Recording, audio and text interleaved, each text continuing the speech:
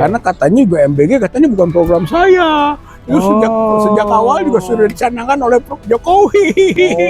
Karena kita tahu bahwa Jokowi itu orang yang senang pencitraan. Jadi populismenya itu dalam rangka memang yang memenangkannya juga adalah supportnya Jokowi, gitu kan. Kemudian juga kemenangan yang diduga curang juga berbasis kecurangan yang dipolakan oleh Jokowi, gitu kan. Jadi dia pasti berhutang budi lah, gitu, sampai dikurung lah oleh kabinet titipan Jokowi, gitu, sampai ke yang terdekat juga, gitu kan. Teddy pun titipan Jokowi, gitu, sehingga orang bisa menduganya dari yang jauh sampai yang dekat. Assalamualaikum warahmatullahi wabarakatuh. Waalaikumsalam warahmatullahi wabarakatuh. Kita masih di Polda dengan pemandangan yang masih sama ternyata, walaupun temanya berbeda ya. Kali ini kita akan membahas soal politik nih, yang lebih luas, ya, Bang. Belakangan ini kan kita saksikan ya, pandangan-pandangan politik, termasuk program-program yang dilakukan oleh Pak Prabowo. Ini nampaknya tidak work ya, tidak berjalan baik di sisi program utamanya ya, soal ketahanan pangan yang berimbas kepada katanya makan bergizi gratis kemudian diprotes banyak orang. Di sisi lain juga ada program yang sekarang ini lagi Kopdes ya, koperasi desa, yang ternyata banyak juga sepi justru Kopdesnya. Dan yang terakhir Bang, kemarin kan di rapat DPR kemarin kan ada pernyataan yang menarik tuh dari Pak Dasko katanya. Ketika selesai pidato bocor mic-nya ya.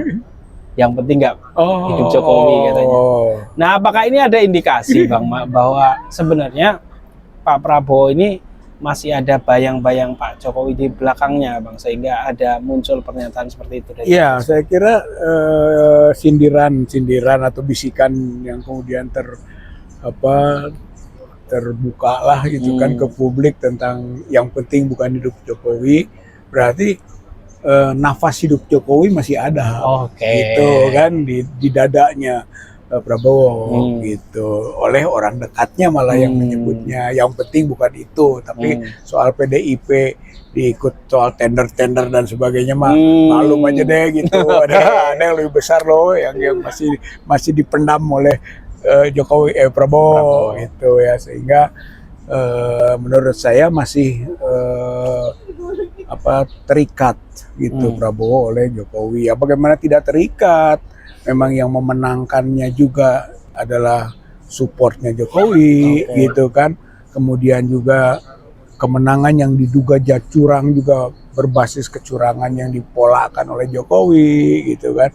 Jadi dia pasti berhutang budi lah, gitu, sampai dikurung lah oleh kabinet titipan Jokowi, gitu, sampai ke yang terdekat juga, gitu kan. Teddy pun titipan Jokowi, gitu, sehingga orang bisa menduganya dari yang jauh sampai yang dekat, gitu, pasti akan berpengaruh, gitu.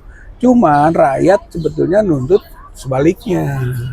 Sebagai presiden baru, gitu kan, ya walaupun ada jasa orang lain, tapi berbuatlah dengan kemandirian, gitu dong, gitu. Jasa boleh dibalas, tapi kemandirian hal lain, gitu. Itu yang kemudian bahasa juga sindiran atau bahasa yang bisa kita ambil, kotoran Jokowi bersihkan dulu, gitu. Kotoran Jokowi bersihkan dulu, karena itu syarat kepercayaan publik. Sesuatu pemerintahan yang tidak dipercaya oleh rakyat pasti gagal semua programnya. Terbukti yaitu tadi MBG, apa enggak juga populis itu, memberi makan kepada rakyat, tapi kan gagal karena tidak dipercaya oleh rakyat, gitu. Bahkan akhirnya sebagian rakyat tertentu mencurinya, gitu kan, yang disebut dengan sarang korupsi, dikorupsi, gitu, oleh instansi-instansi atau orang-orang yang mendapatkan keuntungan dari program ini, kesempatan ini, MBG hancur, gitu. Jadi kalau kotoran Jokowi tidak dibersihkan, maka berimbas, gitu. Karena katanya juga MBG katanya bukan program saya. Itu sejak awal juga sudah dicanangkan oleh Jokowi. Karena kita tahu bahwa Jokowi itu orang yang senang pencitraan. Jadi populismenya itu dalam rangka gitu. Nah rupanya itu yang diambil, dicuri oleh Prabowo, pola-pola begitu. Maka KMP gagal tadi karena bukan membangun ekonomi berbasis koperasi, membunuh koperasi akhirnya. Koperasi yang sudah ada kan tidak diprioritaskan, malah ini yang diprioritaskan yang baru gitu. Maka membunuh KUKM gitu kan. Bahkan kemarin ada tayangan belinya itu katanya KMP itu dari di Indomarko. Jadi anggar saja kepada prinsip kapitalisme. Ujung-ujungnya sama. Gitu sama. Koperasi itu melawan kapitalisme dari segi filosofinya kan gitu. Tapi yang terjadi tidak. Nah, itu gagal KMP. BOP gagal. Gitu kan, kebijakan luar negeri itu melanjutkan kebijakan luar negeri yang ngaconya Jokowi. Jokowi itu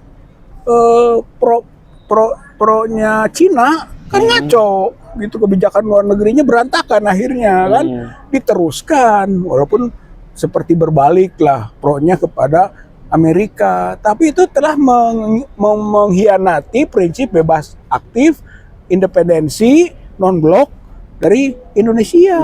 Dan itu dilakukan oleh Prabowo, ya mungkin mengikuti juga jejaknya Jokowi. BOP gagal, ART gagal. ART itu apa? Agreement itu ya.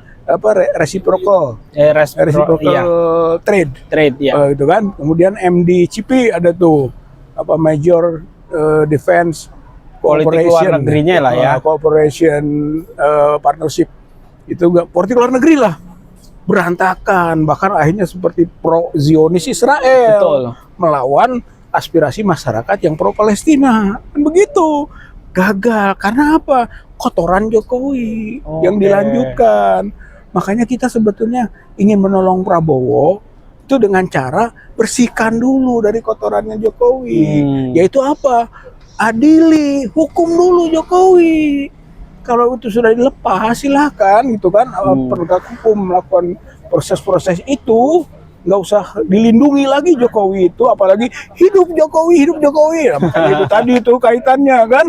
Yang penting jangan itu, karena itu masih ada di dadanya. Nah sekarang bersihkan dari itu gitu. Itu syarat untuk bisa dipercaya oleh rakyat. Kalau nggak dipercaya oleh rakyat Prabowo, dan itu akan menimbulkan nanti perlawanan, akan terjadi reformasi jilid 2. Gitu. Dan menarik kemarin jadi ada satu wartawan kemarin yang tanya soal katanya 2029 ada yang mau mencalonkan Gibran sebagai presiden, ditanyakan kepada Jokowi, dan Jokowi menyampaikan bahwa dia masih akan mendukung Prabowo Gibran 2029. Nah, ini indikasi apa yang bisa kita tangkap dari pernyataan ini, Pak? Manuver politik ya, bahwa akan mendukung tetap Prabowo dan Gibran. Tapi mungkin hati kecilnya bukan begitu. Dia mendukung Gibran. Ya pastilah dukung anaknya duluan. Mas Roy datang? Pasti dukung. Di mana? Masuk. Pasti masuk. Pasti dukung anaknya gitu kan. Jadi sebetulnya Wapres sekarang ini dipertahankan itu supaya jadi pres gitu kan. Jadi itu mah manuver tadi lah gitu. Dia maunya nggak begitu pasti. Makanya 2029 muncul gitu kan. Oh ini pasti Gibran akan dijadikan pesaing malah dari Prabowo. Makanya walaupun dia presiden, wakil presiden, sebenarnya ini akan terjadi konflik satu dengan yang lain kepentingan. Makanya kill or to be kill. Bahkan kalau bisa Gibran itu pasti berusaha sebelum 2029. Ya Prabowo dibuat dulu berhalangan tetap, pasti naik otomatis itu. Dan itu kalau sudah jadi presiden secara formal enak ngaturnya dia untuk jadi presiden lagi, nggak usah susah bersaingnya. Dan menarik juga ya, makanya dulu Koni pernah menyampaikan katanya nggak sampai 2029 itu, makanya ya. Betul. Jadi secara tidak langsung sebenarnya Gibran itu racun. Racun bagi bangsa, racun bagi Prabowo juga. Ini harusnya disadari kalau bangsa udah sadar. Makanya para purnawirawan TNI minta Gibran makzulkan karena sadar dia racun bagi masyarakat ini gitu.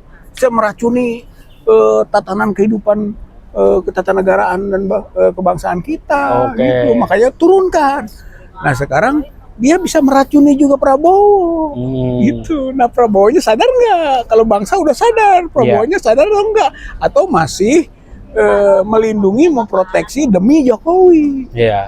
Hidup Jokowi. Tapi hebatnya Gibran ini ternyata ijazahnya asli Bang, katanya. Kata Rismon tapi. Karena buku Gibran Endgame katanya mau ada buku baru. Aneh, kalau saya aneh itu pelacuran akademik. Oh gitu ya Bang ya. Jadi kalau memang dia bisa mengubah gitu kan status Gibran yang seperti diungkapkan dalam bukunya, mengubah itu, dia telah melacurkan secara akademik gitu. Kalau menurut saya. Nah, kalau yang Jokowi mungkin lah karena masih otak-atik di itu kan, di phone face segala macam gitu kan. Tapi kalau yang Gibran tuh udah eksplisit tuh, orang nggak punya ijazah SMA di mana so dibikin ijazah, nggak ada. Orang yang nggak ada ijazah SMA berarti dia telah melanggar persyaratan untuk menjadi wapres. Iya, udah gitu. auto turun harusnya ya. Iya, turun itu bisa melanggar persyaratan dan itu bisa dimakzulkan berdasarkan pasal 7A itu. Kenapa sih Bang keluarga Solo itu selalu bermasalah soal pendidikan sih Bang? Memang tidak terdidik, susahnya itu. Juga, ya. Orang yang tidak terdidik, tapi harus pengen posisi tinggi gitu. Akhirnya dia menyusul orang yang terdidik, bahkan mentertawakan orang terdidik. Sayangnya orang terdidik sampai ke jenderal pun itu kan mau aja gitu kan, dibodohi. Jadi itulah memang bawaannya gitu. Saya kacau ini. Kacau emang dunia.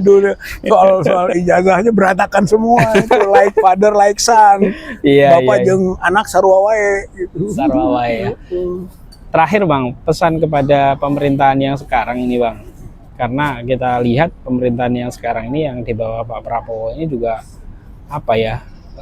banyak sekali yang menjadi bukan pro rakyat tapi kontra dengan aspirasi rakyat. Iya, kalau saya dari awal banyak ulama kiai yang menyampaikan ke saya gitu atau dalam diskusi kalau produknya itu haram nggak akan berkah. Wow. Gitu. Karena apa? Karena dari hasilnya itu mendapatkannya dengan cara yang tidak halal, curang gitu. Nah, kemudian nggak mungkin program-programnya akan manis dan bagus, nggak mungkin tuh. Sampai situ tuh, maka saya tetap punya asumsi gitu bahwa Prabowo ini memang presiden yang gagal, gitu. Dia sulit membuktikan tentang kesuksesan berikutnya. Buktinya sekarang saja selama 2,5 tahun, hampir 2 tahun ya berkuasa. Nggak ada prestasi yang bisa dibanggakan, yang dirasakan oleh rakyat. Bahkan dolar pun menghukumnya. Iya. Gitu, yang menghukum itu udah banyak. Dolar juga ikut menghukum, gitu kan. Itu keberkahan itu dalam konteks agama itu keberkahan. Nggak akan berkah gitu kalau memang berbasis pada sesuatu yang tidak halal. Iya. Oke, terima kasih Bang Rizal Fadila atas podcastnya siang hari ini. Siap Bang Arif, terima kasih juga sama-sama atas waktunya, dan insya Allah kita akan lanjutkan di podcast berikutnya bersama Insya Allah, Bang Arif. Kalau masih bolak-balik ke sini ya, tapi kayaknya enggak. Oke, terima kasih. Wassalamualaikum warahmatullahi wabarakatuh.